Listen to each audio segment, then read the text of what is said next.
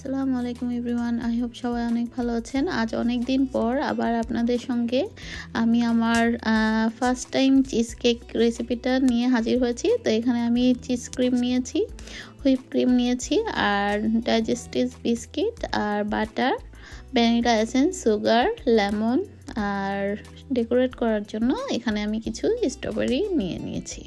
তো এখানে আমি প্রথমে ডাইজেস্টিভ বিস্কিটগুলোকে জাস্ট 10-12টার মতো আমি এখানে ক্রাশ করে নিচ্ছি, তো বা ভেঙে নিয়ে নিচ্ছি একটা ব্লেন্ডারে। তো আপনারা চাইলে বেলুন পিঁড়ির সাহায্যেও কিন্তু এটাকে গুঁড়ো করে নিতে পারেন। তবে এখানে যেহেতু ডাইজেস্টিভ বিস্কিট, এটা কিন্তু খুব বেশি যে মিষ্টি তা কিন্তু নয়। তো এখানে আমি সামান্য পরিমাণে সুগার অ্যাড করে দিচ্ছি। এটা কিন্তু কোয়ার্টার কাপের মতো চিনি অ্যাড করেছি। তো চিনি আর বিস্কিটটা দিয়ে আমি খুব ভালো মতো মিক্সড করে নিচ্ছি ব্লেন্ডারে। তো আরও কিছু বাকি ছিল, সেগুলো দিয়ে দিচ্ছি। আর এর সঙ্গে এখন আমি বাটার অ্যাড করব। এখানে আমি বাটারটাকে জাস্ট কোয়ার্টার কাপের একটু বেশি বা 4 টেবিল স্পুনের মতো বাটার অ্যাড করেছি। আর সামান্য আরও 1 টেবিল স্পুনের মতো আমি এখানে চিনি অ্যাড করেছি। তো সবগুলো মিলিয়ে এখন খুব ভালো মতো মিশিয়ে নিয়েছি। বাটার এবং সুগার, বিস্কিট সব একসাথে ব্লেন্ড করে নিচ্ছি। তো এই তো হয়ে গেল। তো এখন আমি যে পাত্রে বসাবো, তো সেই পাত্রটা একটা কেকের মোলের মধ্যে আমি কিছুটা বাটার ব্রাশ করে নিলাম। তো এখন আমি ক্রাশ করা বিস্কিটটা এর মধ্যে ঢেলে দিয়েছি। তো ঢেলে দেওয়ার পর এটাকে খুব ভালো মতো সেট করে নিতে হবে। তো আপনারা চেষ্টা করবেন সমান তলানি বিশিষ্ট একটা কাপ অথবা গ্লাসের সাহায্যে এভাবে চেপে চেপে এটাকে বসিয়ে নিতে। আর আপনারা চাইলে কিন্তু সাইডটাতেও দিতে পারেন, তবে আমি শুধু নিচের লেয়ারই দিয়েছি। অনেকে আছে সাইডেও দিতে পারে, মাঝখানে শুধু ক্রিমটা দেয়। তো যার যেরকম ইচ্ছা আর কি। তো আমি এভাবেই দিচ্ছি, যেহেতু আমি প্রথমবার করছি তাই একটু ভয় পাচ্ছিলাম যে হয় কি না।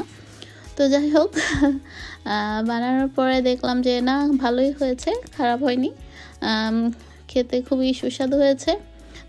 তো এইটাকে আমি এখন ফ্রিজে 10 থেকে 15 মিনিটের জন্য সেট হতে রেখে দিব। তো এই ফাঁকে আমি চিজ ক্রিমটাকে রেডি করে নিচ্ছি, বা ক্রিমটাকে।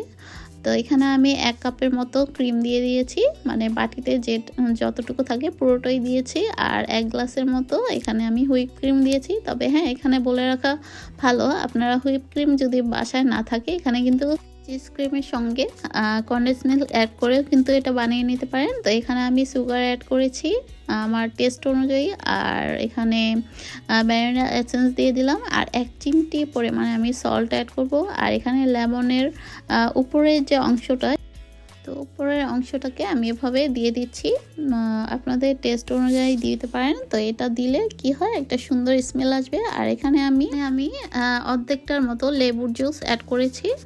তো যাই হোক, তো আমি ক্রিম সব কিছু দিয়ে কিন্তু আমি এটাকে খুব ভালো মতো ইলেকট্রিক বিটারের সাহায্যে বিট করে নিচ্ছি, যতক্ষণ না এটা খুব থকথকে বা একটু ঘন টাইপের না হয়ে আসবে, ততক্ষণ আমি এটাকে বিট করব। তো এই তো আমার ক্রিমটা মোটামুটি একটু ঘনত্ব হয়ে আসছে, একটু থিকি ভাব আসছে। তো আপনারা চাইলে আরেকটু বেশি করে নিতে পারেন, বা এরকম রাখলেও চলবে, মানে এটা ফ্রিজে রাখলে আরেকটু সেট হবে। তো আপনারা চেষ্টা করবেন এটাকে আরেকটু বিট করে নিতে। আমারটা তারপরও দেখলাম যে নরমই রয়ে গিয়েছে। তো আপনারা যে যেরকম আসলে পছন্দ করেন সেভাবে, তবে এটাও টেস্ট হয়েছে, নরমটাই কিন্তু এক ধরনের টেস্ট। তবে আরেকটু বিট করলে আরেকটু টাইট হবে এই আর কি।